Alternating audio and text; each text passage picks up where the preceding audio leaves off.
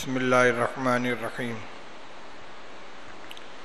الحمد للہ رب العالمین والصلاة والسلام علی سید الانبیاء والمرسلین سیدنا و مولانا محمد وعلی آلہ واصحابہ اجمعین اما بعد فعن ابی ہریرہ رضی اللہ تعالی عنہ قال قال رسول اللہ صلی اللہ علیہ وسلم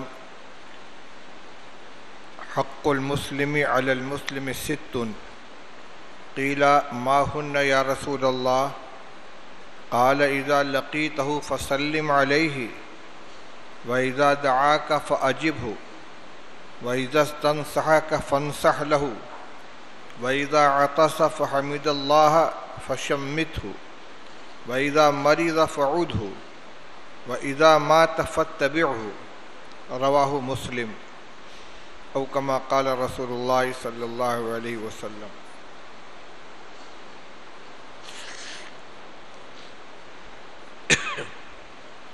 بزرگوں اور بھائیوں، آج کے درس حدیث میں مریض کی عیادت کے سلسلے میں رسول اللہ صلی اللہ علیہ وسلم کہ جو ارشادات ہیں اور آپ کا جو معمول ہے اس کا تذکرہ کیا جائے گا۔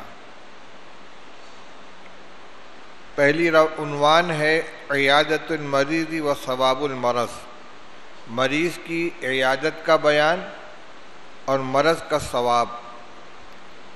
ایک بیمار ہے، ہم اس کی مزاج پرسی کے لیے جائیں، یہ تو ہے عیادت۔ اور خود جو بیمار ہے وہ اللہ کا فیصلہ سمجھ کر اس پر راضی ہے، شکایت نہیں کرتا، تو اس کے صبر اور شکر کی بنا پر اس کے درجات اللہ تعالیٰ کے یہاں بہت بڑھا دیے جاتے ہیں۔ ان دونوں مضامین کو اس عنوان کے تحت ذکر کیا گیا ہے۔ جو روایت میں نے آپ کے سامنے پڑھی، اس کے راوی حضرت ابو ہریرہ رضی اللہ تعالیٰ عنہ ہیں۔ فرماتے ہیں کہ رسول اللہ صلی اللہ علیہ وسلم نے ارشاد فرمایا کہ ایک مسلمان کا دوسرے مسلمان کے اوپر 6 حق ہے۔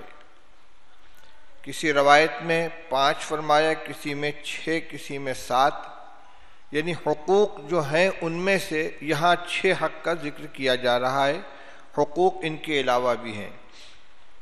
جب آپ نے فرمایا کہ ایک مسلمان کا دوسرے مسلمان کے اوپر 6 حق ہے، تو عرض کیا گیا کہ یا رسول اللہ وہ 6 حق کیا کیا ہیں؟ تو آپ نے ارشاد فرمایا کہ جب تمہاری اپنے کسی مسلمان بھائی سے ملاقات ہو تو اس کو سلام کرو، جب وہ تمہیں دعوت دے تو اس کی دعوت قبول کرو، جب وہ تم سے خیر خواہی چاہے تو تم اس کی خیر خواہی کرو، جب اسے چھینک آئے اور وہ الحمدللہ کہے تو جواب میں یرحمک اللہ کہو، جب وہ بیمار ہو تو تم اس کی عیادت کرو، اور جب اس کا انتقال ہو جائے تو اس کے جنازے میں شرکت کرو۔ یہ 6 حقوق ہیں ہر مسلمان کے دوسرے مسلمان کے اوپر۔ اس کا مطلب یہ ہے کہ ان میں اگر کوتاہی ہو تو آدمی خطا کار کہلائے گا۔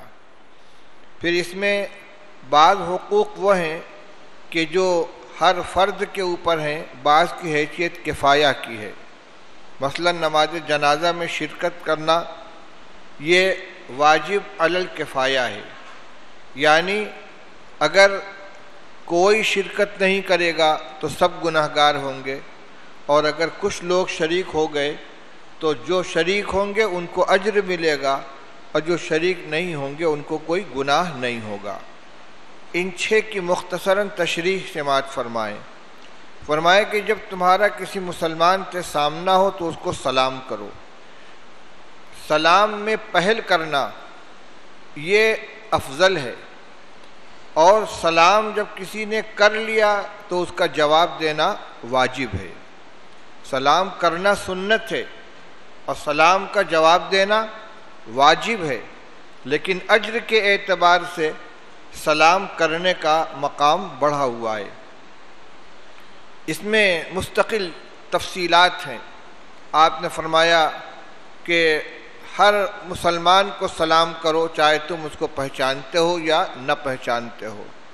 آپ سے پوچھا گیا کہ اسلام کی تعلیمات میں سب سے بہتر کیا ہے، تو آپ نے فرمایا افشاء السلام و اطعام الطعام، سلام کو خوب رواج دینا، خوب پھیلانا اور مسکینوں کو، غریبوں کو کھانا کھلانا۔ دوسرا حق بیان فرمایا کہ جب وہ تمہیں دعوت دے تو تم اس کی دعوت قبول کرو، یہ اس کے دل کو خوش کرنے کے لیے ہے۔ اس میں بھی کچھ آداب ہیں۔ پہلی بات یہ کہ وہ دعوت کسی ایسی چیز پر مشتمل نہ ہو جس سے منع کیا گیا ہے، اور منع کس سے کیا گیا ہے؟ یا تو قرائن کی بنا پر، قوی قرائن کی بنا پر اس کی آمدنی صحیح نہیں ہے۔ محض شک و شبہ کسی مسلمان کی آمدنی کے بارے میں کرنا جائز نہیں ہے بلا دلیل، لیکن اگر قرائن موجود ہیں کہ اس کی آمدنی صحیح نہیں ہے تو اس میں اس کی دعوت قبول نہیں کی جائے گی۔ اسی طرح اس مجلس میں جہاں دعوت کے لیے بلایا گیا ہے وہاں کوئی منکر ہو رہا ہے، مثلا میوزک بج رہی ہے، مردوں اور عورتوں کا اختلاط ہے، بے پردگی ہے، تصویر کشی ہو رہی ہے، یا اسراف کا اظہار ہو رہا ہے، بلا ضرورت سجاوٹ اور دولت کا مظاہرہ ہو رہا ہے، تو ایسی جگہ شرکت نہ کرے۔ ایسے ہی فرمایا رسول اللہ صلی اللہ علیہ وسلم نے کہ المتباریان لا یجابان، دو آدمی جو ایک دوسرے کے مقابلے پر دعوت کر رہے ہوں دکھاوے کے لیے، ان دونوں کی دعوت میں شرکت نہ کی جائے۔ آپ نے فرمایا کہ بدترین دعوت وہ ہے، بدترین ولیمہ وہ ہے کہ جس میں اغنیاء کو چھانٹ چھانٹ کے بلایا جائے اور فقراء کو نظر انداز کر دیا جائے۔ ایک جیسے تعلق رکھنے والے، ایک جیسے پڑوسی، ایک جیسے رشتہ دار، ان میں جو خوشحال ہیں ان کو بلا لیا اور ان میں جو غریب ہیں ان کو چھوڑ دیا۔ یہ امتیاز جہاں ہو اور معلوم ہو اس میں شریک نہ ہو، کیونکہ یہ ساری دعوتیں وہ ہیں جن میں اللہ کی رحمت نہیں بلکہ اللہ کی ناراضگی آتی ہے۔ لیکن اگر ایسی کوئی چیز نہیں ہے تو دعوت کو قبول کر لے۔ دوسری بات یہ ہے کہ دعوت قبول کر لینا اور اس کے گھر جانا، شرکت کر لینا، یہ ایک الگ عمل ہے، اور کھانا کھانا یہ الگ عمل ہے۔ اس لیے رسول اللہ صلی اللہ علیہ وسلم نے فرمایا کہ کوئی مسلمان بلائے تو اس کے یہاں چلے جاؤ، جی چاہے کھاؤ جی چاہے مت کھاؤ۔ کھانے کے لیے اصرار نہیں کرنا ہے، آ گئے بھائی مجھے طبیعت ٹھیک نہیں ہے یا کوئی اور عذر ہے، تو دعوت کے لیے ضروری نہیں ہے کہ جس کو بلایا جائے وہ آئے تو کھائے، حق اس میں ادا ہو جائے گا کہ اس کے یہاں شریک ہو جائے۔ اذا استنصحک فانصح لہ، تم سے خیر خواہی چاہے، تم سے کسی مسئلے میں مشورہ کرے، کوئی معاملہ اس کے سامنے ہے، آپ کو اپنا خیر خواہ سمجھ کر آپ سے رائے لے رہا ہے، رسول اللہ صلی اللہ علیہ وسلم فرماتے ہیں واقعی تم اس کے ساتھ خیر خواہی کرو، اس کو وہ مشورہ دو کہ جو اس کے حق میں بہتر ہو، دین کے اعتبار سے، دنیا کے اعتبار سے۔ اگر کوئی شخص ہم سے مشورہ کر رہا ہے، ہمارے اوپر اعتماد کر کے، ہم کو اپنا بے خاص سمجھ کر، اور ہم اس کو غلط رائے دے رہے ہیں، جان بوجھ کر مس گائیڈ کر رہے ہیں، تو یہ خیانت ہے، بہت بڑی خیانت ہے۔ وَإِذَا عَطَسَ فَحَمِدَ اللَّهَ فَشَمِّتْهُ، اور جب کسی کو چھینک آئے اور وہ الحمدللہ کہے تو اس کے جواب میں یرحمک اللہ کہو۔ چھینک آنے پر خود چھینکنے والے کو الحمدللہ کہنا ہے اور سننے والے کو یرحمک اللہ کہنا ہے، اور بہتر یہ ہے کہ جب کوئی چھینک کے جواب میں یرحمک اللہ کہے تو چھینکنے والا اس کو دعا دے یہدیکم اللہ ویصلح بالکم۔ قدر آواز سے جواب دینا چاہیے، اگر چھینکنے والے نے کچھ آواز کے ساتھ الحمدللہ کہا ہے تو جواب میں اتنی آواز بلند کی جائے کہ وہ سن لے، جیسے کوئی السلام علیکم کہے گا تو آپ جواب میں وعلیکم السلام کہتے ہیں، کیونکہ یہ سلام کا جواب ہے۔ تو تشمیت عاطس یعنی چھینکنے والے کا جواب بھی اتنی آواز سے دیا جائے کہ وہ سن لے۔ ہم اس کی اہمیت نہیں سمجھتے، اس کا بڑا مقام ہے، بڑوں کے عجیب عجیب واقعات اس سلسلے میں منقول ہے۔ ایک امیر کا محل تھا دریا کے کنارے، وہ اپنے محل میں بیٹھے ہوئے تھے اور اس دریا کے ساحل پر ایک محدث اپنے تلامذہ کو بیٹھا کر ان کو حدیث سنا رہے تھے، کھلی ہوئی جگہ تھی۔ محل کے اندر ایک شور کی آواز پہنچی، جو امیر تھے وہ گھبرا گئے، کہیں بغاوت تو نہیں ہو گئی، کوئی حملہ تو نہیں ہو گیا۔ تحقیق کے لیے آدمی بھیجا تو پتہ چلا کہ محدث کو چھینک آئی تھی، انہوں نے الحمدللہ کہا تھا، تو ان کے تلامذہ نے اس کا جواب دیا تھا یرحمک اللہ۔ پورا مجمع تھا، سب نے ایک ساتھ جو یرحمک اللہ کہا، جو ایک آواز بلند ہوئی، ادھر قلعے میں زلزلہ آنے لگا، کیا ہو گیا؟ اسی طرح کا ایک عجیب و غریب واقعہ سنا ہے، غالباً امام ابو داؤد رحمۃ اللہ علیہ کا واقعہ ہے کہ یہ یا کسی اور بزرگ کا ہے، یہ بڑی کشتی میں سوار ہو کر جا رہے تھے، ادھر سے ایک دوسری کشتی آ رہی تھی۔ جب دونوں کشتی ایک دوسرے کے سامنے آئی تو اس دوسری کشتی پر جو آدمی سوار تھا اس کو چھینک آئی، اس نے کہا الحمدللہ، جب تک کشتی آگے بڑھ گئی۔ تو اس میں جو بزرگ سوار تھے بڑی کشتی میں، جلدی سے انہوں نے چھوٹی کشتی جو اس کے ساتھ لگی ہوئی تھی اس کو کھلوایا، اس پر بیٹھے اور تیزی سے کھیتے ہوئے الٹی جانب اس کشتی والے کے سامنے جا کر کہا یرحمک اللہ۔ بعد میں کسی نے ان کو خواب میں دیکھا، ان سے پوچھا گیا کہ آپ کے ساتھ کیا معاملہ ہوا؟ کہا میری بخشش ہو گئی۔ کہ کون سے عمل کے اوپر؟ یہی عمل بتلایا کہ ایک چھینکنے والے کی چھینک کے جواب کے لیے میں نے کشتی کرائے پر لی اور تیزی کے ساتھ جا کر اس کے سامنے یرحمک اللہ کہہ کر واپس آ گیا۔ اللہ تعالیٰ کو یہ چیز پسند آ گئی۔ اللہ کے یہاں مغفرت کے لیے تو کوئی بہانہ ہوتا ہے، یہ سنتیں ہیں۔ تشمیت عاطس کو مسلمان کا حق قرار دیا گیا ہے، لیکن ایک بات اس کے ساتھ یہ بھی ہے، اذا عطس فحمد اللہ، چھینکنے والا جب الحمدللہ کہے گا تب جواب میں یرحمک اللہ کہنا ہے، لیکن چھینکنے والا ہی اگر الحمدللہ نہیں کہتا تو جواب میں یرحمک اللہ نہیں کہنا ہے۔ تشمیت عاطس کا جہاں مستقل بیان ہے مشکات شریف میں، اس میں روایت موجود ہے کہ رسول اللہ صلی اللہ علیہ وسلم کی مجلس میں کچھ لوگ بیٹھے ہوئے تھے، ایک صاحب کو چھینک آئی، انہوں نے کہا الحمدللہ، تو رسول اللہ صلی اللہ علیہ وسلم نے فرمایا یرحمک اللہ۔ اس نے کہا الحمدللہ، تمام تعریف اللہ کے لیے ہے۔ جواب میں فرمایا یرحمک اللہ، اللہ تمہارے اوپر رحمت نازل فرمائے۔ یہ دعا ہے رسول اللہ صلی اللہ علیہ وسلم کے زبان مبارک سے۔ تھوڑی دیر بعد ایک دوسرے صاحب کو چھینک آئی، آپ نے یرحمک اللہ نہیں کہا۔ انہیں کہنے لگے یا رسول اللہ، ہمارے اس بھائی کو چھینک آئی تو آپ نے ان کو یرحمک اللہ کہا، آپ نے رحمت کی دعا دی، مجھ کو نہیں دی۔ آپ نے فرمایا کہ اس نے الحمدللہ کہا تھا تو میں نے یرحمک اللہ کہا، تم نے الحمدللہ نہیں کہا اس لیے یرحمک اللہ نہیں کہا۔ معلوم ہوا کہ پہلا کام چھینکنے والے کا ہے۔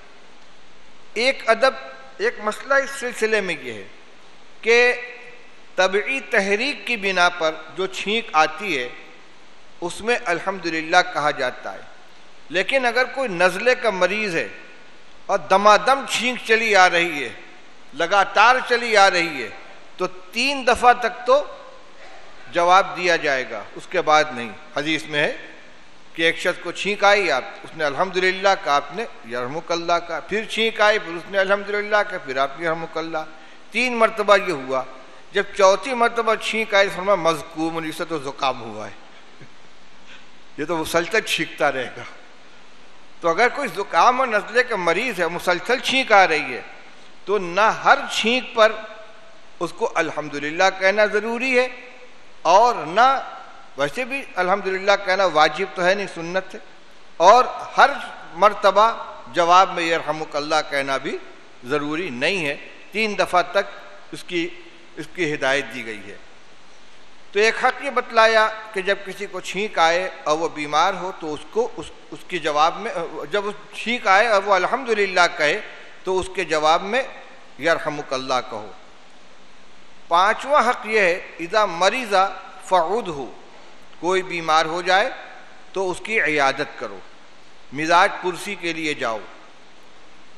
مزاج پرسی کے بھی آداب ہیں اور یہ بہت بڑا عمل ہے، آگے بھی روایت آپ کو سناؤں گا عیادت کی فضیلت کے سلسلے میں۔ ادب یہ ہے کہ جس کی عیادت کے لیے جائے مختصر وقت میں وہاں بیٹھ کر چلا آئے۔ العیادت فواق ناقۃ، فرمایا رسول اللہ صلی اللہ علیہ وسلم نے کہ عیادت تو اونٹنی کے دودھ دوہنے کے 2 مرتبہ دوہنے کے درمیان کے وقفے کے برابر ہے۔ جب دودھاری جانور کا دودھ نکالا جاتا ہے تو 1 مرتبہ دودھ نکالنے کے بعد تھوڑی دیر کے لیے چھوڑ دیتے ہیں۔ اس کا چھوٹا بچہ اگر ہے شیرخوار، وہ تھن میں 2-4 مرتبہ منہ مارتا ہے، کچھ حرکت کرتا ہے تو اس کا جو رکا ہوا دودھ ہے وہ اتر آتا ہے، پھر اس کو ہٹا کے پھر دودھ نکالا جاتا ہے۔ تو یہ جو وقفہ درمیان کا ہے بہت مختصر ہوتا ہے۔ آج نے فرمایا عیادت بس اتنی ہی دیر کے لیے ہے کہ جتنی دیر میں 2 مرتبہ دودھ دونے کے درمیان کا وقفہ ہوتا ہے۔ یہ عام ادب ہے، لیکن اگر یہ کس لیے ہے؟ تاکہ مریض اور اس کے گھر والوں کو زحمت نہ ہو۔ آدمی گیا، سلام کیا، بیٹھا، مزاج پرسی کی، دعا دی اس کو اور چلا آیا۔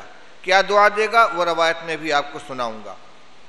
لمبا بیٹھ گیا، ادھر ادھر کی گپ شپ شروع کر دی، ایک تو بیمار ہے، دوسرے اس کے گھر والے اس کی خدمت میں لگے ہوئے ہیں، اور آپ سیاست پہ تبصرہ شروع کر رہے ہیں وہاں بیٹھ کر۔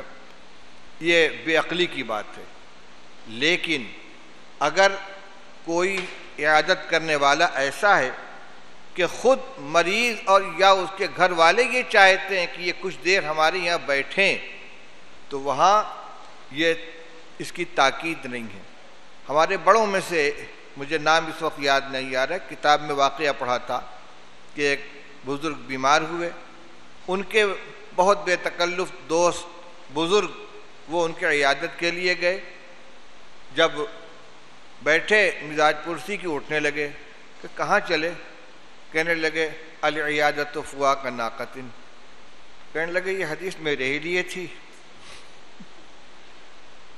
تشریف رکھیے۔ تو اگر خود مریض کے پاس بیٹھنا، عیادت کرنے والے مریض کے پاس بیٹھنا اس مریض کو پسند ہو، عیادت کرنے والے کا بیٹھنا، یا اس کے گھر والوں کو پسند ہو، کوئی بزرگ ہے، کوئی نیک آدمی ہے، وہ چاہتا ہے کہ بھئی کچھ دیر بیٹھیں، کچھ برکت حاصل ہو جائے، کچھ دعا دے دیں، کچھ دم کر دیں، تو اس میں کوئی حرج کی بات نہیں ہے۔ ایک چیز یہ ہے کہ عیادت کو عیادت ہی رکھا جائے، اس کو ضیافت نہ بنایا جائے۔ ایک آدمی بیمار ہے، 10 آدمی آئیں گے، اب ہر آدمی کے آنے پر دسترخوان لگایا جائے، میٹھا نمکین لا کے رکھا جائے، تو بیماری نہیں ہوئی، مصیبت ہو گئی۔ اس لیے عیادت کو خالص عیادت ہی رکھا جائے۔ نیکی کمانے کے لیے آدمی گیا ہے، مسلمان کا حق ادا کرنے کے لیے گیا ہے، اور وہ حاصل کر کے وہ چلا آئے۔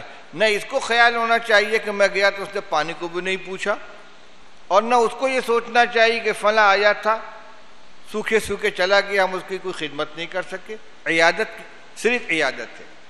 ہاں کوئی بے تکلفی کا تعلق ہے، پھر وہی بات کہوں گا کہ نہ اس کو بار ہو رہا ہے، جس کے یہاں آدمی مہمان گیا ہے، خود اس کی خواہش ہے کہ ہم ان کو پانی پلا دیں، چائے پلا دیں، وہ کہتا تشریف رکھیے، تھوڑی دیر بیٹھ جائیے، اب آپ کہ نہیں عیادت میں کچھ کھایا نہیں جاتا، آپ اس کی دلداری میں جب وہ خود خواہش کر رہا ہے تھوڑی دیر کے لیے بیٹھ گئے، بوجھ بن نہیں رہے تو کوئی حرج کی بات نہیں ہے۔ آخری حق یہ بیان کیا اذا مات فاتبعہ، جب کسی کا انتقال ہو تو اس کے جنازے میں شرکت کرو، یہ بھی اس کا حق ہے، اور یہ واجب علی الکفایہ ہے۔ جگہ جس محلے میں جس بستی میں کسی مسلمان کا انتقال ہو، تمام بستی والوں کی مشترک ذمہ داری ہے کہ اس کا جو آخری عمل ہے نہلانا، کفنانا، نماز جنازہ پڑھنا، قبرستان تک اس کو لے کر جانا اور دفن کرنا، گھر والوں کا جو کام ہے نہلانے کفنانے کا وہ کر لیں گے، لیکن جنازہ قبرستان تک لے جانا اور پھر اس کو دفن کرنا اور نماز جنازہ ادا کرنا یہ مشترک ذمہ داری ہے۔ اگر کچھ لوگ اس کو انجام دے دیں گے تو باقی سے مواخذہ نہیں ہوگا، اور اگر کوئی انجام نہیں دے گا تو سب کا مواخذہ ہوگا۔ یہ سعادت کی بات ہے، بڑے اجر و ثواب کا عمل ہے۔ ایسا نہ ہو کہ کسی کے لیے جنازہ مصیبت بن جائے۔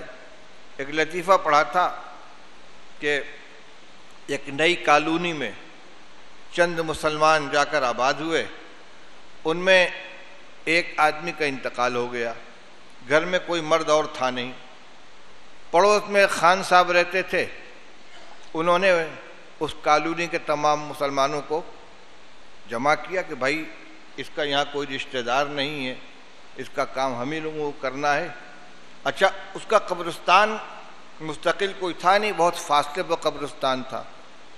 جنازہ تیار ہو گیا، وہیں رکھ کر نماز جنازہ ادا کی گئی۔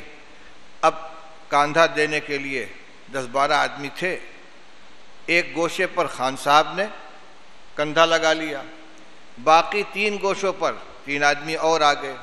اب چل رہے ہیں، باقی 3 گوشوں کے آدمی تو باری باری بدلتے رہے، ان کے گوشے پہ کوئی آتا ہی نہیں، تو انہوں نے ایک جگہ کہا جنازہ رکھو، جنازہ رکھو، جنازہ رکھو، رکھ گیا۔ کہ اس کی جان میں نے لی تھی؟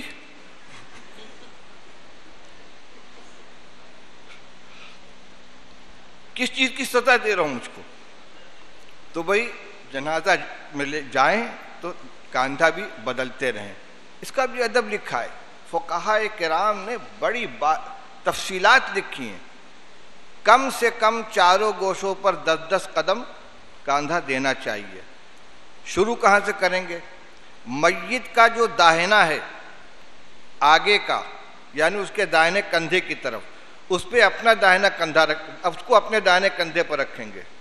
چارپائی اس طرح ہے کہ سرہانے کی طرف چارپائی بڑھ رہی ہے، پائتانہ پیچھے کی طرف ہے، ادھر جا رہے ہیں، تو جنازہ جو لیٹا ہوا ہے اس کا داہنا گوشہ جو ہے اس پر آدمی آ کر اپنا داہنے مونڈے پر اس کو لے لے۔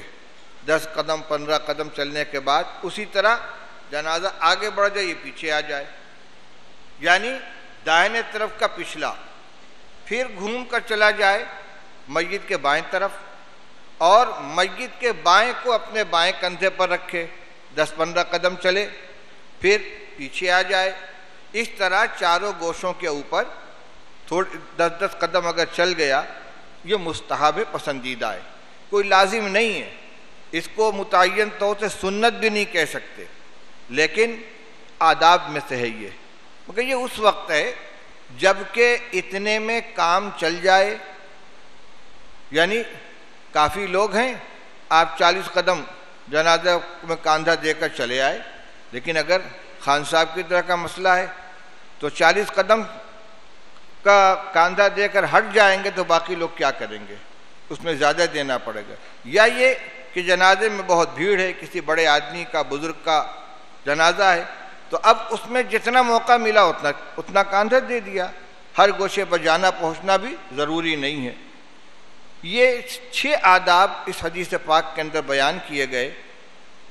وہ کیا کیا ہوئے کہ جب ملاقات ہو تو اس کو سلام کرو، جب وہ دعوت دے تو دعوت قبول کرو، جب تم سے کوئی خیر خواہی کا طلبگار ہو تو اس کی خیر خواہی کرو، جب اس کو چھینک آئے اور وہ الحمدللہ کہے تو اس کی چھینک کے جواب میں اس کو یرحمک اللہ کہو، جب بیمار ہو تو اس کی عیادت کرو، اور جب اس کا انتقال ہو جائے تو اس کے جنازے میں شریک ہو۔ یہ روایت مسلم شریف کی ہے۔ وعن ابی ہریرہ رضی اللہ، عیادت کی فضیلت کے سلسلے میں ایک مختصر سی روایت۔ عن ثوبان رضی اللہ تعالیٰ عنہ قال قال رسول اللہ صلی اللہ علیہ وسلم ان المسلم اذا عاد اخاہ المسلم لم یزل فی خرفۃ الجنۃ حتی یرجع، رواہ مسلم۔ حضرت ثوبان رضی اللہ عنہ فرماتے ہیں کہ رسول اللہ صلی اللہ علیہ وسلم نے ارشاد فرمایا کہ مسلمان جب اپنے مسلمان بھائی کی عیادت کے لیے جاتا ہے تو جب تک وہ عیادت کر رہا ہے اس وقت تک وہ جنت کے باغ کے اندر ہے، حتیٰ یرجع، یہاں تک کہ لوٹ کر آ جائے۔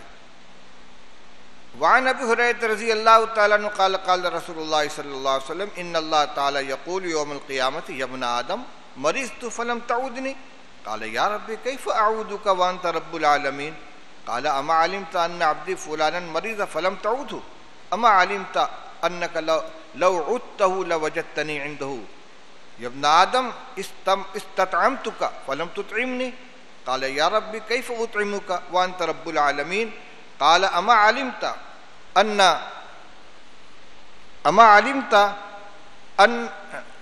انه استطعمک عبدی فلم تطعمه اما علمت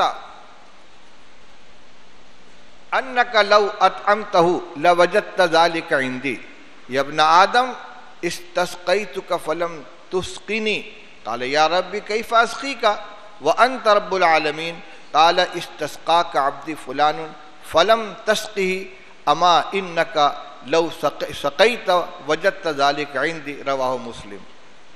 یہ حدیث قدسی ہے۔ حضرت ابو ہریرہ رضی اللہ تعالیٰ عنہ فرماتے ہیں کہ رسول اللہ صلی اللہ علیہ وسلم نے فرمایا کہ اللہ تعالیٰ قیامت کے دن فرمائیں گے اے ابن آدم، اے آدم کی اولاد، میں بیمار ہوا تم میری عیادت کے لیے نہیں آئے، مرضت فلم تعودنی، میں بیمار ہوا تم میری عیادت کے لیے نہیں آئے۔ بندہ کہے کہ پروردگار آپ کی عیادت میں کروں، آپ تو رب العالمین ہیں، آپ کہاں بیمار ہوتے ہیں؟ اللہ تعالیٰ فرمائیں گے کہ تم کو معلوم نہیں ہے کہ میرا فلاں بندہ بیمار ہوا تھا، تم اس کی عیادت کے لیے نہیں گئے، تم کو معلوم نہیں، اگر تم اس کی عیادت کے لیے جاتے تو مجھ کو اس کے پاس پاتے۔ پھر فرمائیں گے اے ابن آدم میں نے تم سے کھانا مانگا تم نے مجھے کھانا نہیں دیا۔ بندہ کہے گا پروردگار میں آپ کو کیسے کھانا دیتا، آپ تو رب العالمین ہیں۔ اللہ تعالیٰ فرمائیں گے کیا تجھ کو معلوم نہیں ہے کہ تم سے میرے فلاں بندے نے کھانا مانگا تھا، تم نے اس کو کھانا نہیں کھلایا؟ کیا تم نہیں جانتے کہ اگر تم اس کو کھانا کھلاتے تو تم اس کو میرے پاس پاتے، یعنی اس کا اجر و ثواب میرے پاس تم کو ملتا۔ پھر فرمائیں گے اے ابن آدم میں نے تم سے پانی مانگا تم نے مجھے پانی نہیں پلایا۔ بندہ کہے کہ پروردگار میں کیسے آپ کو پانی پلاتا جبکہ آپ رب العالمین ہیں، آپ ان تمام چیزوں سے بے نیاز ہیں۔ اللہ تعالیٰ فرمائیں گے تم سے میرے فلاں بندے نے پانی مانگا تھا، تم نے اس کو پانی نہیں پلایا، سنو اگر تم اس کو پانی پلاتے تو تم اس کو میرے پاس پاتے۔ یعنی یہ ایسی چیز ہے کہ اس پر سوال ہو سکتا ہے۔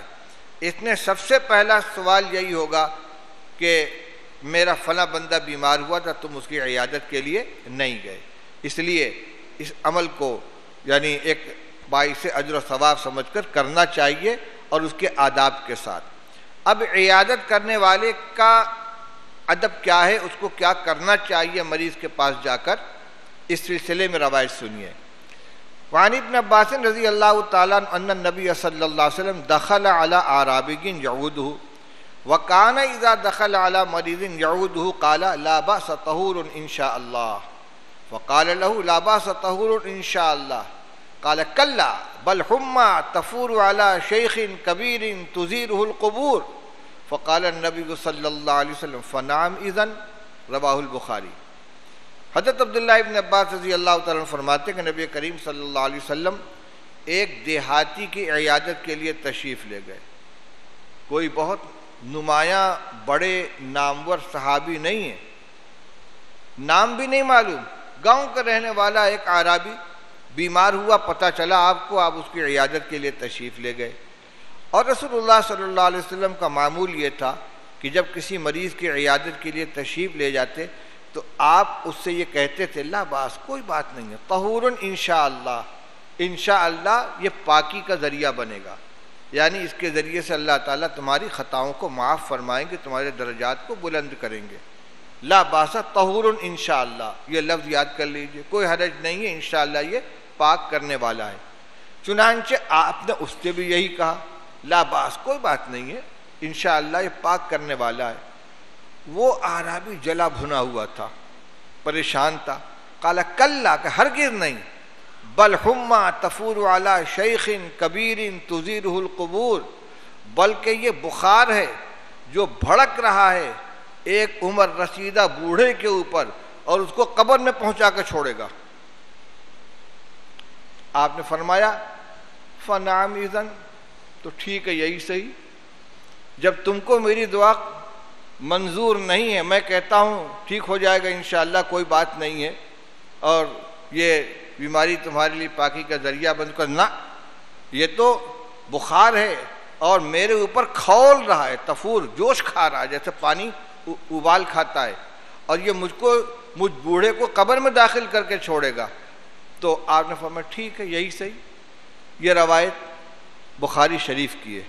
بہرحال وہ تو اس اعرابی کا حال تھا، لیکن رسول اللہ صلی اللہ علیہ وسلم کی سنت یہی ہے، ادب یہی ہے کہ مریض کتنا ہی بیمار ہو اس کو تسلی دلانی چاہیے۔ آپ کو یقین ہے کہ یہ جابر ہونے والا نہیں ہے، بچنے والا نہیں ہے، تب کوئی بات نہیں، انشاءاللہ ٹھیک ہو جاؤ گے، یہ جھوٹ نہیں ہے۔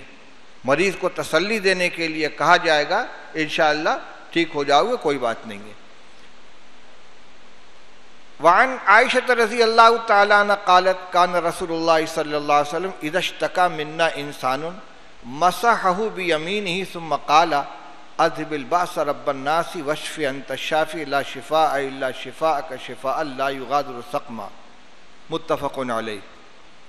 حضرت عائشہ رضی اللہ عنہ فرماتی ہیں کہ رسول اللہ صلی اللہ علیہ وسلم کا عمل یہ تھا، جب ہم میں کوئی انسان بیمار ہوتا تو آپ اس کے اوپر اپنا ہاتھ پھیرتے، پھر فرماتے اذهب الباس رب الناس واشف انت الشافی لا شفاء الا شفاءک شفاء لا یغادر سقما، اے لوگوں کے پروردگار، اس کی تکلیف کو دور فرما دے اور اس کو بیماری سے شفا عطا فرما دے، تیرے شفا دیے بغیر، تیری شفا کے علاوہ کوئی شفا نہیں ہے، اس کو ایسی شفا عطا فرما کہ جو کسی بیماری کو باقی نہ چھوڑے۔ یہ دعا مسنون ہے، تکلیف میں، بیماری میں مریض کو کے اوپر ہاتھ پھیرتے ہوئے، پیشانی کے اوپر ہاتھ پھیر رہے ہیں اور اس دعا کو پڑھ رہے ہیں، اس سے اس کو تسلی بھی ہوگی۔ ایک روایت کے اندر فرمایا رسول اللہ صلی اللہ علیہ وسلم نے کہ مصافحہ سلام کا تکملہ ہے، اور پیشانی کے اوپر ہاتھ پھیرنا یہ عیادت کا تکملہ ہے۔ کوئی بیمار ہے، گئے اس کے پیشانی پر ہاتھ رکھیں، اس سے اس کو سکون ملتا ہے۔ عموماً بخار کے عالم میں جب پیشانی تپ رہی ہو اور آدمی ٹھنڈا ہاتھ اس کے اوپر رکھتا ہے تو آرام ملتا ہے، اس سے ہمدردی کا، تعلق کا اظہار ہوتا ہے، اس سے دل کو سکون ملتا ہے۔ اور اگر اسی کے ساتھ ساتھ یہ دعا بھی پڑھی جائے تو کامل سنت پر عمل ہوگا۔ اذهب الباس رب الناس واشف انت الشافی لا شفاء الا شفاءک شفاء لا یغادر سقما۔ اس کے بعد کی روایت ہے عن عثمان بن ابی العاص انه شکا الى رسول اللہ صلی اللہ علیہ وسلم وجعا یجده فی جسده فقال له رسول اللہ صلی اللہ علیہ وسلم ضع يدك على الذي يعلم من جسدك وقل بسم الله بسم الله بسم الله ثلاثا وقل 7 مرات اعوذ بعزة الله وقدرته من شر ما اجد واحاذر قال ففعلت فاذهب الله ما كان بي رواه مسلم۔ اس کو سب لوگ یاد کر لے، بہت آسان اور بہت مفید دعا ہے، خود کرنے کی ہے۔ عثمان ابن ابی العاص کہتے ہیں، یہ غالباً رسول اللہ صلی اللہ علیہ وسلم کے نواسے ہیں۔ ابو العاص حضرت زینب رضی اللہ تعالی عنہ کے شوہر کا نام تھا، ان کے بیٹے ہیں عثمان۔ تو حضرت زینب رسول اللہ صلی اللہ علیہ وسلم کی بڑی صاحبزادی ہیں، ان کے یہ بیٹے ہیں۔ عثمان ابن ابی العاص کہتے ہیں کہ انہوں نے رسول اللہ صلی اللہ علیہ وسلم سے شکایت کی ایک تکلیف کی، درد کی جو اپنے بدن وہ محسوس کر رہے تھے. تو ان سے رسول اللہ صلی اللہ علیہ وسلم نے فرمایا کہ تمہارے بدن میں جس جگہ تکلیف ہو رہی ہے اس جگہ ہاتھ رکھو اور یوں کہو بسم اللہ بسم اللہ بسم اللہ 3 مرتبہ، اور 7 مرتبہ یوں کہو اعوذ بعزت اللہ وقدرتہ من شر ما اجد واحاذر، میں پناہ لیتا ہوں اللہ تعالیٰ کی عزت، اس کے غلبے اور اس کے قدرت کی، اس چیز کے شر سے جس کو میں پا رہا ہوں اور جس سے میں ڈر رہا ہوں. یعنی اس تکلیف سے بچ کر میں اللہ کی عزت و قدرت کی پناہ میں آ رہا ہوں. عثمان ابن ابی العاص کہتے ہیں میں نے اس کو کیا تو اللہ تعالیٰ نے میری اس تکلیف کو دور کر دیا جو میں محسوس کر رہا تھا. یہ تجربہ ہے. یہ روایت مسلم شریف کی ہے، ترمذی میں بھی غالباً یہ روایت ہے. جس جگہ تکلیف ہو وہاں پر خود ہاتھ رکھیں اور دعا پڑھیں. سر میں ہے، گردن میں ہے، بدن کے کسی اور حصے میں اپنا ہاتھ رکھیں. یہاں دم کرنے کے بھی کوئی قید نہیں ہے، بس ہاتھ رکھ کر دعا پڑھنی. بسم اللہ بسم اللہ بسم اللہ 3 مرتبہ، اور 7 مرتبہ اعوذ بعزت اللہ وقدرتہ من شر ما اجد واحاذر. اسی طرح ایک دعا اور ہے.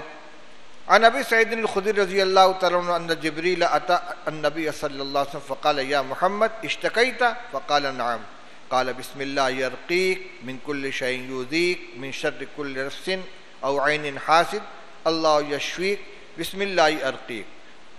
حضرت ابو سعید خدری رضی اللہ تعالیٰ عنہ فرماتے ہیں کہ جبریل علیہ الصلوۃ والسلام رسول اللہ صلی اللہ علیہ وسلم کے پاس حاضر ہوئے. عرض کیا کہ یا محمد صلی اللہ علیہ وسلم آپ بیمار ہیں، آپ کو تکلیف ہے؟ آپ نے فرمایا ہاں. کہا بسم اللہ ارقیک. خود انہوں نے اس طرح جھاڑا رسول اللہ صلی اللہ علیہ وسلم کو. بسم اللہ ارقیک من کل شیء یؤذیک، میں اللہ کے نام سے آپ کو جھاڑتا ہوں، دم کرتا ہوں ہر اس چیز سے جو آپ کو اذیت پہنچائے. من کل شیء من شر کل نفس او عین حاسد، ہر حسد کرنے والی آنکھ سے، ہر حسد کرنے والی ذات کے شر سے. اللہ یشفیک، اللہ آپ کو شفا عطا فرمائے. بسم اللہ ارقیک، میں اللہ کے نام سے آپ کو جھاڑتا ہوں. عام طور سے جو دعا مشہور ہے بسم اللہ ارقیک اللہ یشفیک من شر کل شیء یؤذیک اللہ یشفیک بسم اللہ ارقیک، جو شروع کیا تھا اس کو اخیر میں بھی دہرایا جائے. وعن ابی ہریرہ رضی اللہ تعالیٰ عنہ، یہاں تک تو جو روایتیں آئیں ان کا تعلق تھا عیادت سے. عنوان میں 2 چیزیں تھیں، ایک عیادت اور ایک ثواب المرض. مسلمان بیمار ہوتا ہے تو یہ اس کے گناہوں کے جھڑنے کا اور اس کے درجات کی ترقی کا ذریعہ بنتی ہے بیماری. اس سے متعلق 1-2 روایت سن لیجئے.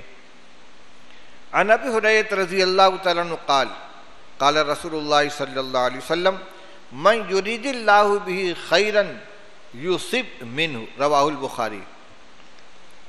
وعن ابی سعید رضی اللہ تعالیٰ عنہ عن النبی صلی اللہ علیہ وسلم قال ما یصیب المسلم من نصب ولا وصب ولا ہم ولا حزن ولا اذى ولا غم حتى الشوکۃ یشاکها الا کفر اللہ بها من خطایاہ، متفق علیہ. ابو ہریرہ رضی اللہ تعالیٰ عنہ کی روایت ہے کہ رسول اللہ صلی اللہ علیہ وسلم نے ارشاد فرمایا کہ جب اللہ تعالیٰ کسی بندے کے ساتھ خیر کا ارادہ فرماتے ہیں تو اسے نقصان پہنچاتے ہیں.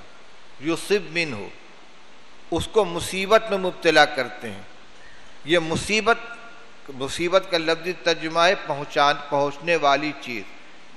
تو یصب منہ، اللہ تعالیٰ اس کو پہنچاتے ہیں، یعنی اس کو تکلیف میں، غم میں، فکر میں، نقصان میں، بیماری میں، صدمے میں، غم میں، کسی چیز میں مبتلا کرتے ہیں اور اس پر وہ صبر کرتا ہے اور اللہ کا فیصلہ سمجھ کر اس پر راضی رہتا ہے. اس سے اس کا درجہ بلند ہوتا ہے. دوسری روایت جو حضرت ابو ہریرہ اور حضرت ابو سعید خدری رضی اللہ تعالیٰ عنہ دونوں سے مروی ہے، اس میں کچھ تفصیل ہے. فرماتے ہیں کہ رسول اللہ صلی اللہ علیہ وسلم نے فرمایا کہ جس مسلمان کو بھی کوئی پریشانی کوئی تھکان، کوئی فکر، کوئی غم، کوئی اذیت، کوئی گھٹن، یہاں تک کہ کانٹا جو چبھ جاتا ہے وہ نہیں پہنچتا مگر اللہ تعالیٰ اس کے ذریعے سے اس کی خطاؤں کو دور کرتے ہیں۔ کسی بھی طرح کی تکلیف جسمانی ہے، ذہنی ہے، اس کے اوپر وہ صبر کرتا ہے تو یہ چیز اس کے واسطے کفارہ بنتی ہے، گناہوں کے دور ہونے کا ذریعہ بنتی ہے۔ وعن عبداللہ بن مسعود رضی اللہ تعالیٰ عنہ قال دخلت علی النبی صلی اللہ علیہ وسلم وهو يوعك فمسسته بيدي فقلت يا رسول الله انك لتوعك وعكا شديدا فقال النبي صلى الله عليه وسلم اجل انی اوعک کما یوعک رجلان منکم قال فقلت ذلك لأن لك اجرین قال نعم ثم قال ما من مسلم يصيبه اذى من مرض فما سواه الا حط اللہ تعالی به سیئاته کما تحط الشجرة ورقها متفق علیہ۔ عبداللہ ابن مسعود رضی اللہ تعالیٰ عنہ فرماتے ہیں کہ میں رسول اللہ صلی اللہ علیہ وسلم کی خدمت میں حاضر ہوا، آپ کو بخار آ رہا تھا، بخار چڑھا ہوا تھا، میں نے اپنے ہاتھ سے آپ کو چھوا، وہی پیشانی کے اوپر ہاتھ رکھا ہوگا، میں نے کہا یا رسول اللہ آپ کو تو بہت سخت بخار ہے، بہت تیز بخار ہے، تو رسول اللہ صلی اللہ علیہ وسلم فرمایا جی ہاں مجھے اتنا بخار ہے جتنا تم میں سے دو آدمی کو بخار ہوتا ہے، دو آدمی کو جتنا بخار ہوتا ہے اتنا تنہا میرے اوپر ہے۔ عبداللہ ابن مسعود رضی اللہ تعالیٰ فرماتے ہیں کہ میں نے اس پر عرض کیا کہ یہ اس لیے ہے تاکہ آپ کو دوہرا اجر ملے؟ آپ نے فرمایا ہاں، ڈبل اجر دینے کے لیے، ڈبل ثواب دینے کے لیے اللہ تعالیٰ نے مجھ کو ڈبل بخار ڈالا ہے۔ ایک ڈبل نمونیا بولتے ہیں نا، بخار جب بہت بڑھ جاتا ہے تو ڈاکٹر کیا کہتے ہیں، اس کو ڈبل نمونیا ہو گیا، تو بخار کی ایک حد ہوتی ہے، اس کے آگے جب بڑھتا ہے تو کہتے ہیں یہ ڈبل ہو گیا ہے۔ اس کے بعد رسول اللہ صلی اللہ علیہ وسلم نے ارشاد فرمایا کہ جس مسلمان کو بھی کوئی اذیت پہنچے، تکلیف پہنچے، چاہے وہ بیماری ہو یا اس کے علاوہ کوئی چیز ہو، اللہ تعالیٰ اس کے ذریعے اس کی سیئات کو اس طرح جھاڑ دیتے ہیں جس طرح درخت اپنے پتے کو جھاڑتا ہے۔ پتجھڑ کے موسم میں جس طرح درخت سے پتے گرتے رہتے ہیں، اڑتے رہتے ہیں، جھڑتے رہتے ہیں، جس مسلمان کو اللہ تعالیٰ کسی مصیبت میں مبتلا کرتے ہیں اسی طریقے سے اس کے گناہ جھڑتے چلے جاتے ہیں۔ وعن عائشة رضی اللہ تعالی عنہ قالت ما رأيت احدا الوجع علیہ اشد من رسول اللہ صلی اللہ علیہ وسلم متفق علیہ۔ حضرت عائشہ رضی اللہ تعالی عنہ فرماتی ہیں کہ میں نے کسی کو نہیں دیکھا جس کو رسول اللہ صلی اللہ علیہ وسلم سے زیادہ تکلیف رہی ہو۔ مرض وفات میں جتنی تکلیف میں رسول اللہ صلی اللہ علیہ وسلم تھے اس سے زیادہ تکلیف میں نے کسی کو نہیں دیکھا۔ ایک روایت میں حضرت عائشہ رضی اللہ تعالیٰ عنہ کی یہ بھی ہے، شاید آگے کہیں آ رہی ہو، کہ رسول اللہ صلی اللہ علیہ وسلم کو مرض وفات میں جتنی تکلیف تھی اس تکلیف کو دیکھ لینے کے بعد کسی کے انتقال کے وقت تکلیف نہ ہونے پر میں رشک نہیں کرتی، اس کو قابل رشک نہیں سمجھتی، بڑی آسانی سے اس کا انتقال ہو گیا، تکلیف نہیں ہوئی۔ اگر یہ چیز اللہ کے نزدیک مقبولیت کی دلیل ہوتی اور اس کے ذریعے درجہ بڑھتا، کس سے؟ بہت آسانی سے جان نکل جانے سے، تو رسول اللہ صلی اللہ علیہ وسلم اس کے زیادہ مستحق تھے۔ اس لیے کسی کے بہت آسانی سے جان نکل جائے، ٹھیک ہے، اللہ کی ایک اعتبار سے وہ نعمت اس کو ملی ہے، لیکن میں اس کو قابل رشک نہیں سمجھتی۔ عنہا قالت مات النبی صلی اللہ علیہ وسلم بین حاقنتی و ذاقنتی فلا اکرہ شدت الموت لأحد ابدا بعد النبی صلی اللہ علیہ وسلم، رواہ البخاری۔ حضرت عائشہ رضی اللہ تعالیٰ فرماتی ہیں کہ نبی کریم صلی اللہ علیہ وسلم کا انتقال اس حال میں ہوا کہ میری ٹھڈی اور میرے سینے کے درمیان آپ کا سر تھا، بہت تکلیف میں تھے، آپ اس طرح سہارا لگائے ہوئے بیٹھے تھے، سر مبارک آپ کا حضرت عائشہ کے ٹھڈی سے اور سینے سے لگ رہا تھا، اسی حال میں آپ کا انتقال ہوا ہے، جس کی مرض وفات کی تفصیل جہاں آئی ہے وہاں تفصیلات موجود ہیں کہ سخت تکلیف میں تھے، بغل میں ایک پانی کا پیالہ رکھا ہوا تھا، اس میں کبھی آپ ہاتھ ڈبوتے، چہرے پر پھیرتے اور دعا کرتے، رب اعینی علی سکرات الموت، اے اللہ موت کی سختی میں میری مدد فرما۔ اسی حال میں تھے کہ اچانک آپ کا انتقال ہو گیا۔ فرماتی ہیں کہ فلا اکرہ شدت الموت لاحد ابدا بعد النبی صلی اللہ علیہ وسلم، آپ کے انتقال کے وقت کی تکلیف کو دیکھ کر میں کسی کے لیے بھی موت کے وقت کی شدت کو ناگوار نہیں سمجھتی۔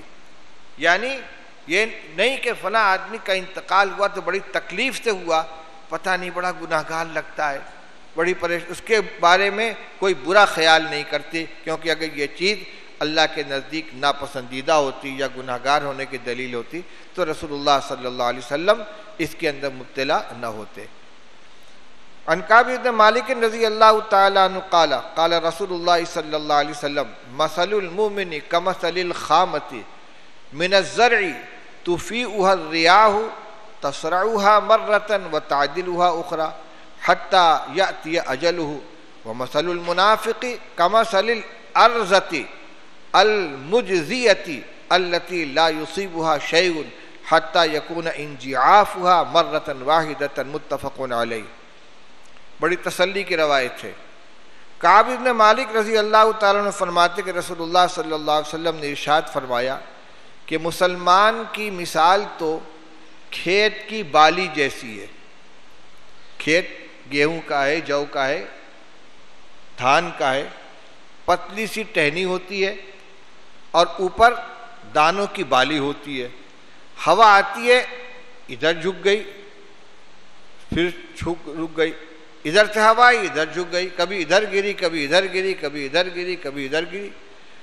فرمایا کہ مسلمان کی مثال کھیت کی بالی جیسی ہے جس کو ہوائیں جھکاتی رہتی ہیں، کبھی اس کو پٹکتی ہیں کبھی سیدھا کر دیتی ہیں، یہاں تک کہ اس کا آخری وقت آ جاتا ہے۔ جیسے بالی ہوا کے ذریعے بار بار گرتی ہے سیدھی ہوتی ہے، اسی طرح مسلمان کے اوپر آزمائشیں آتی رہتی ہیں، کبھی بیماری آ گئی، کبھی فاقہ آ گیا، کبھی مقدمے کی پریشانی آ گئی، کبھی کوئی حادثہ پیش آ گیا، کبھی کوئی صدمہ پیش آ گیا، ایک سے سنبھلا دوسرا آ گیا، دوسرے سے سنبھلا تیسرا آ گیا، جیسے بالی گری اٹھی یہاں تک کہ اس کا آخری وقت آ جاتا ہے۔ فرماؤ منافق کی مثال صنوبر کے درخت جیسی ہے۔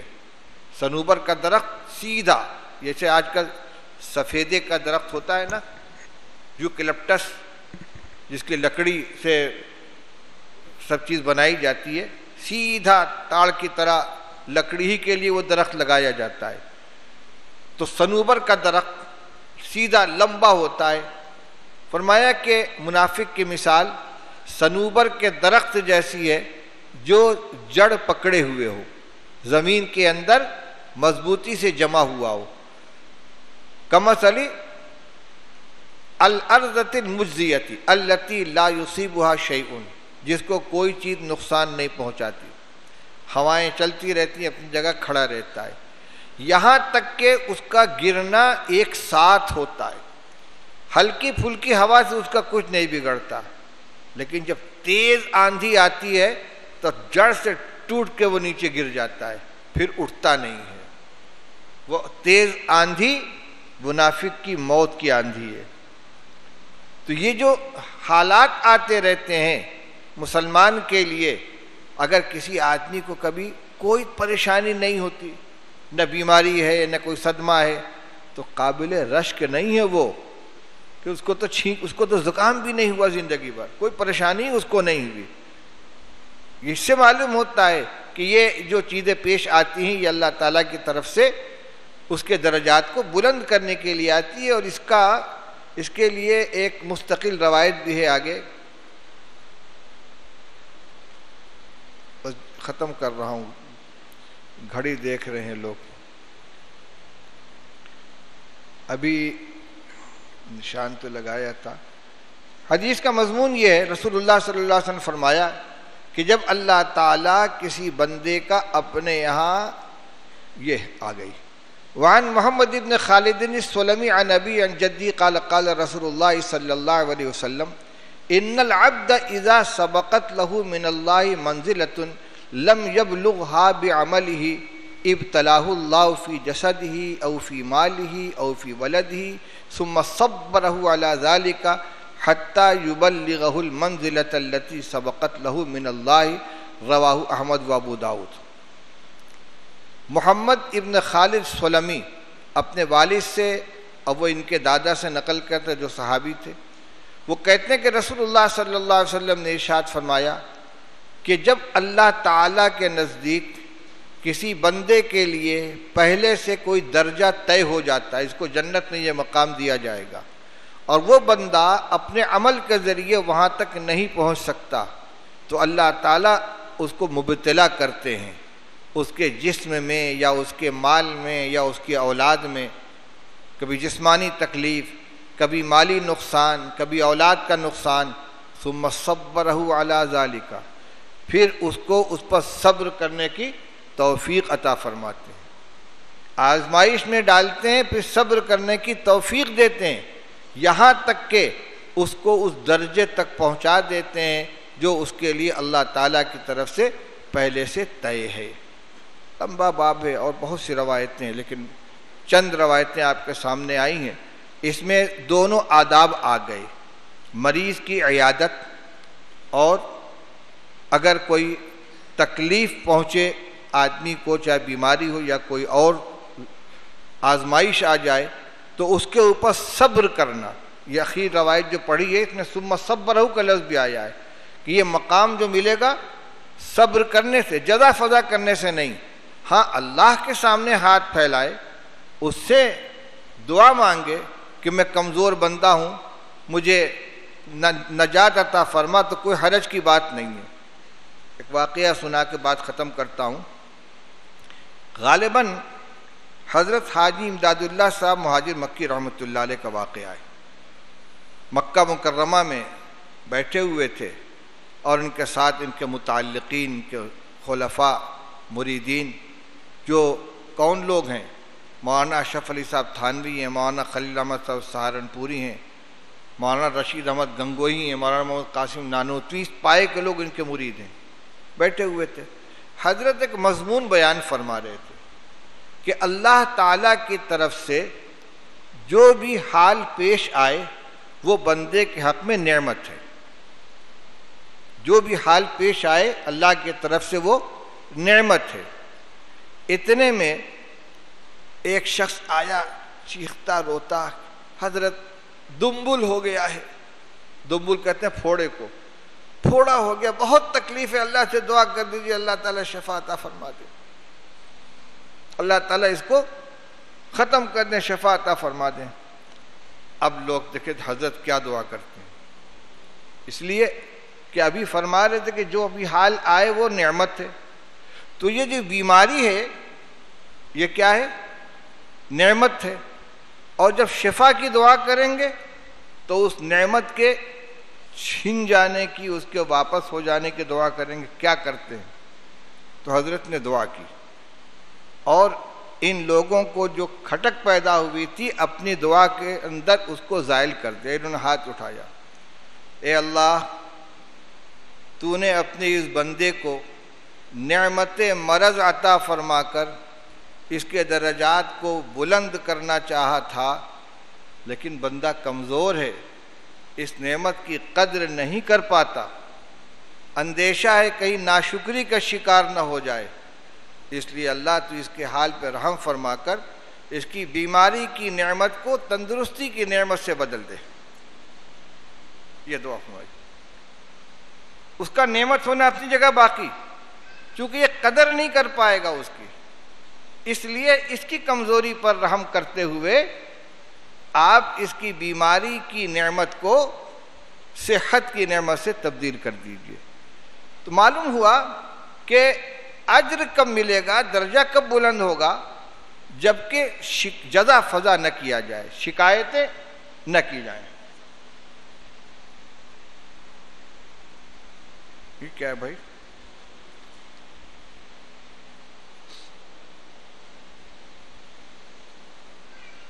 یہ دونوں مضمون آپ کے سامنے آ گیا. اور پہلی روایت کے اندر مسلمان کے 6 حق بیان کیے گئے تھے، وہ بھی آپ نے سن لیا. 6 حق کیا کیا تھے؟ جب ملاقات ہو تو اس کو سلام کرو، جب چھینک آئے اور وہ الحمدللہ کہے تو اس کے جواب میں یرحمک اللہ کہو، جب تم سے وہ خیر خواہی کا طلبگار ہو تو اس کی خیر خواہی کرو، جب وہ تم کو دعوت دے تو اس کی دعوت قبول کرو، جب وہ بیمار ہو تو اس کی عیادت کرو، اور جب اس کا انتقال ہو جائے تو اس کے جنازے میں شرکت کرو. اللہ تعالی ہم سب کو توفیق نصیب فرمائے. سلام کے بعد پہلے مصافحہ ہے یا معانقہ؟ اصل میں تو ایک ہی چیز ہے. سلام کے بعد یا تو معانقہ کر لے یا مصافحہ کر لے، دونوں چیز نہیں ہے.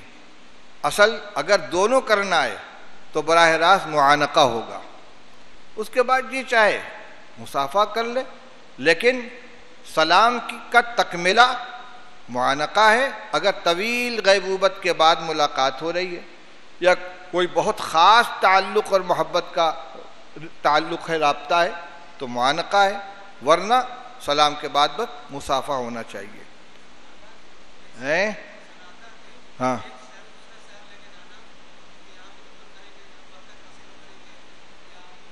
جنازہ کے سلسلے میں یہ پوچھ رہے ہیں کہ ایک شہر سے دوسرے شہر میں لے جانا یہ اچھا نہیں ہے. جس جگہ آدمی کا انتقال ہو جلد سے جلد وہیں دفن کر دینا چاہیے. بعض رشتہ دار مصر ہوتے ہیں، لمبا سفر کر کے لانا پڑتا ہے. حضرت مفتی محمود صاحب نور اللہ مرقدہ کا انتقال ساؤتھ افریقہ میں ہوا تھا. میں اس وقت وہیں موجود تھا. ہندوستان سے فون پر فون جانا شروع ہو گیا، حضرت کی نعش یہاں لانے کا انتظام کیا جائے. ایک تو وہاں سے نعش کا یہاں لانا بہت ہی مشکل تھا. رات کو انتقال ہوا تھا، وہاں رات کی کوئی سروس نہیں ہے جہاز کی. دوسرے وہاں سے یہاں تک ساؤتھ افریقہ سے 12 گھنٹے کا سفر کر کے جہاز کے ذریعے ہندوستان لانا، اور وہ ریزرو فلائٹ کیا کہتے ہیں اس کو، چارٹرڈ فلائٹ کے ذریعے کروڑوں روپے کا خرچہ، پھر اس کا انتظام. مولانا ابراہیم صاحب جو حضرت کے خادم تھے، جو میزبان تھے، بہت پریشان تھے کیا کریں. مجھ سے کہنے لگے کیا کروں. میں نے ان کو یاد دلایا کہ آپ نے مجھ کو سنایا تھا کہ حضرت مفتی صاحب رحمۃ اللہ علیہ نے مجھ سے کئی مرتبہ فرمایا کہ مولوی ابراہیم اگر ٹرین پر سفر کرتے کرتے راستے میں میرا انتقال ہو جائے تو پہلا اسٹیشن جہاں ٹرین رکے وہاں میری نعش اتار کو وہیں دفن کر دو. یہ وصیت یاد نہیں کہ ہے تو میں جواب کیسے دوں گا لوگوں کو. میں نے کہا آپ یہیں کفن دفن کا انتظام کیجئے، جواب کی ذمہ داری میری ہے، آپ پریشان نہ ہو. ایک واقعہ اور سنیے. حضرت ابو بکر صدیق رضی اللہ تعالیٰ عنہ کے بھائی، حضرت صدیق اکبر رضی اللہ تعالیٰ عنہ کے صاحب زادے حضرت عائشہ کے بھائی عبد الرحمن ابن ابی بکر کا مکہ کے سفر میں راستے میں انتقال ہو گیا. لوگ ان کا جنازہ لے کر مکہ گئے اور ان کو دفن کیا. اس کے بعد کے سفر میں حضرت عائشہ رضی اللہ تعالی عنہ جب وہاں پہنچی تو قبر کے پاس گئیں اور جو مسنون سلام ہے السلام علیکم یا اہل القبور اس کو پڑھا. اس کے بعد انہوں نے 2 بات کہی. فرمایا کہ اگر میں تمہارے انتقال کے وقت موجود ہوتی تو میں قبر پر نہ آتی، چونکہ میں نے دیکھا نہیں تھا تو ایک حق ادا کرنے کے لیے میں قبر پر آ گیا. اگر میں اس وقت موجود ہوتی تو میں قبر پر نہ آتی، اور اگر میں اس وقت موجود ہوتی تو جہاں تمہارا انتقال ہوا تو وہیں دفن کرواتی. مکہ قریب میں ہے، تھوڑی دور منتقل کر کے مکہ لے گئے نعش کو. وہ فرماتی نہیں، جہاں انتقال ہوا تو وہیں دفن کرواتی. حضرت ام المومنین زینب بنت زمعہ، نہیں ارے وہ حضور صلی اللہ علیہ وسلم کی جو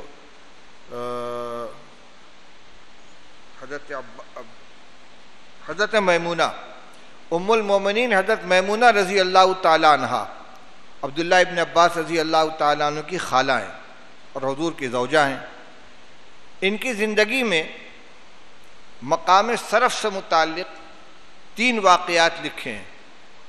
رسول اللہ صلی اللہ علیہ وسلم عمرہ کے لیے تشریف لے جا رہے تھے، تو مقام صرف جو مکہ سے چند میل کے فاصلے پر ہے، مکہ سے جب مدینہ کے لیے روانہ ہوتے ہیں تو راستے میں وہ جگہ پڑتی ہے، گھیرا بنا ہوا ہے، وہاں پر حضرت عباس رضی اللہ تعالیٰ عنہ کی تحریک پر وہ ساڑو ہوئے رسول اللہ صلی اللہ علیہ وسلم کے، ان کی تحریک پر حضرت میمونہ رضی اللہ تعالیٰ عنہا سے رسول اللہ صلی اللہ علیہ وسلم کا نکاح ہوا، لیکن آپ حالت احرام میں تھے۔ نکاح کے بعد آپ چلے گئے مکہ مکرمہ، عمرہ کر کے لوٹے تو وہیں پر مقام صرف پر رخصتی ہوئی۔ یہ دو واقعہ ہوا۔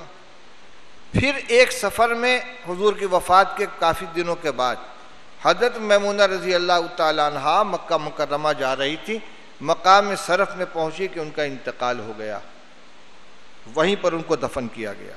مکہ قریب تھا، چند میل کے فاصلے پر ہے، لیکن مکہ تک جانے کا انتظار نہیں کیا گیا۔ اس لیے اصل یہی ہے کہ جہاں انتقال ہو وہیں دفن کر دینا چاہیے، اور بلا وجہ دوسری جگہ لے جانے کی کوشش نہیں کرنی چاہیے۔ ارے بھائی بہت لمبا سوال جواب مت کرو۔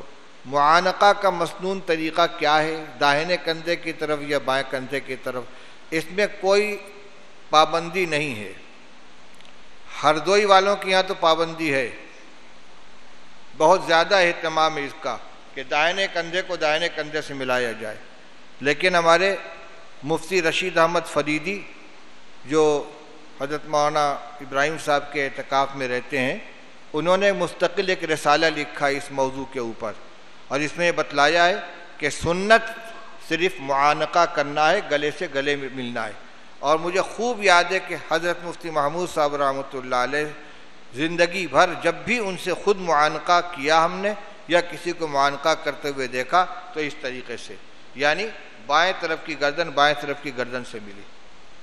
وہ بھی فقیہ تھے، مفتی تھے، اس لیے اس میں کوئی تعمق نہیں ہے، کوئی یعنی سختی نہیں ہے، جس کا جی چاہے ادھر سے کر لے، جس کی چاہے ادھر سے کر لے، بس بھائی۔ ارے اب گلے میں طاقت نہیں، 11:15 بج گیا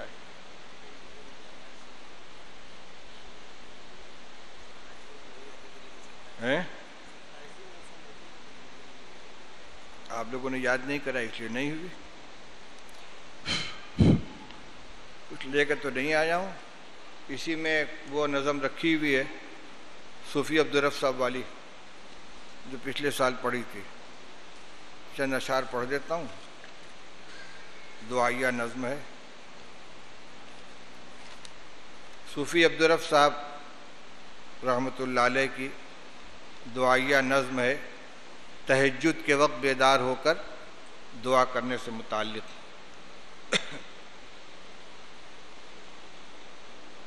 جب وقت تھا خوب اشعار پڑھیں، اب نہ گلے میں طاقت ہے نہ سینے میں طاقت ہے۔ سنیے، جتنا پڑھ سکوں گا پڑھوں گا۔ میں نور کے تڑکے میں جس وقت اٹھا سو کر، میں نور کے تڑکے میں جس وقت اٹھا سو کر، اللہ کی رحمت کے دروازے کھلے پائے، آتی تھی ندا پہ ہم جو مانگنے والا ہو، آتی تھی ندا پہ ہم جو مانگنے والا ہو، ہاتھ اپنے عقیدت سے آگے میرے پھیلائے، جس کو گناہوں سے بخشش کی تمنا ہو، جس کو گناہوں سے بخشش کی تمنا ہو، وہ اپنے گناہوں کی کثرت سے نہ گھبرائے، وہ مائل توبہ ہو میں مائل بخشش ہوں، وہ مائل توبہ ہو میں مائل بخشش ہوں، میں رحم سے بخشوں گا وہ شرم سے پچھتائے، جو رزق کا طالب ہو میں رزق اسے دوں گا، جو طالب جنت ہو جنت کی طلب لائے، وہ کشت طلب بوئے میں بارش رحمت ہوں، میں دیکھ نہیں سکتا کھیتی کوئی مرجھائے، یہ سن کے ہوئے جاری آنکھوں سے میری آنسو، یہ سن کے ہوئے جاری آنکھوں سے میری آنسو، قسمت ہے محبت میں رونا جسے آ جائے، وہ کافر نعمت ہے جو نیند میں غافل ہو، جب نور کے تڑکے میں اللہ یہ فرمائے، یہ نور کا عالم ہے در کھول دے رحمت کے، یہاں سے دعا شروع ہو رہی ہے، یہ نور کا عالم ہے در کھول دے رحمت کے، آمین، یہ نور کا عالم ہے در کھول دے رحمت کے، جھونکا جو ادھر آئے جنت کی ہوا لائے، ایک غنچہ لب بستا کھل جائے میرے دل کا، پھوٹے وہ مہک اس سے جو روح کو مہکائے، بھر دے جو رگوں پے میں سرمستی و ہوشیاری، ہو کام وہی مجھ سے جو تجھ کو پسند آئے، پر نور مجھے کر دے اس نور کے ساغر سے، پیمانِ ہستی بھی اس نور سے بھر جائے، میثاق محبت کی تجدید کا طالب ہوں، پھر سوز وہ دے مجھ کو جو روح کو تڑپائے، آقائے گدا پرور سائل ہوں تیرے در کا، میں اور تو کیا مانگوں بس تو مجھے مل جائے، آقائے گدا پرور سائل ہوں تیرے در کا، میں اور تو کیا مانگوں بس تو مجھے مل جائے، اے ابر کرم میری سوکھی ہوئی کھیتی ہے، گلزار تمنا پر رحمت کی گھٹا چھائے، صوفی ہے تیرا بندہ غفلت سے ہے شرمندہ، حاضر ہے تیرے در پر سر شرم سے نہڑائے۔ آمین۔ اللہم صلی علی سیدنا مولانا محمد وآلہ واصحابہ وبارک وسلم۔ یا حی یا قیوم برحمتک نستغیث اصلح لنا شأننا کلہ ولا تکلنا الی انفسنا طرفۃ عین۔ اللہم اصلح لنا دیننا الذی هو عصمۃ امرنا واصلح لنا دنیانا التي فیہا معاشنا واصلح لنا آخرتنا التي فیہا معادنا۔ ربنا ظلمنا انفسنا وان لم تغفر لنا وترحمنا لنکونن من الخاسرین۔ ربنا اغفر لنا ولاخواننا الذين سبقونا بالایمان ولا تجعل في قلوبنا غلا للذين آمنوا ربنا انك رؤوف رحيم واعف عنا واغفر لنا وارحمنا انت مولانا فانصرنا على القوم الكافرين۔ اللهم انا نسألك الهدى والتقى والعفاف والغنى، اللهم انا نسألك العفو والمعافاة الدائمة في الدين والدنيا والآخرة۔ یا حی یا قیوم برحمتک نستغیث اصلح لنا شأننا كله ولا تکلنا الى انفسنا طرفۃ عین ولا تنزع منا صالح ما اعطيتنا۔ ربنا اغفر لنا ذنوبنا واسرافنا في امرنا وثبت اقدامنا وانصرنا على القوم الكافرين۔ اللهم اكفنا بحلالك عن حرامك واغننا بفضلك عمن سواك۔ اللهم لا تدع لنا ذنبا الا غفرته ولا هما الا فرجته ولا ضرا الا كشفته ولا دينا الا اديته ولا مبتلا الا عافيته ولا حاجة من حوائج الدنيا والآخرة هي لك رضا الا قضيتها يا ارحم الراحمين۔ یا اللہ ہم سب کے گناہوں کو معاف فرما دے، ہماری مغفرت فرما دے، ہمارے سیئات پہ پردہ ڈال دے۔ یا اللہ ہمارے دلوں کو درست فرما دے۔ یا اللہ گناہوں کی نفرت دلوں کے اندر بیٹھا دے، نیکیوں کی رغبت دلوں میں پیدا فرما دے۔ اے اللہ اپنی طاعات ہمارے لیے آسان فرما دے، اپنی نافرمانی ہمارے لیے مشکل بنا دے۔ اے اللہ آخرت کی فکر نصیب فرما، موت کی تیاری کرنے کی توفیق نصیب فرما۔ یا اللہ اس ماہ مبارک کے اندر تیری توفیق سے جو ٹوٹے پھوٹے اعمال ہوئے ہیں اللہ ان کو اپنے فضل سے قبول فرما۔ یا اللہ ہم سب کے نامہ اعمال میں شب قدر کے مقبول عبادت کو درج کرنے کا حکم فرما دے۔ اے اللہ ہمیں اس نعمت سے محروم نہ فرما۔ یا اللہ ایک دو شب جو باقی رہ گئی ہے یا اللہ ان کی بھی قدر کرنے کی توفیق نصیب فرما۔ یا اللہ ہماری تمام حاجتوں کو اپنے خزانے غیب سے اپنے فضل و کرم سے پوری فرما، بیماروں کو شفا عطا فرما۔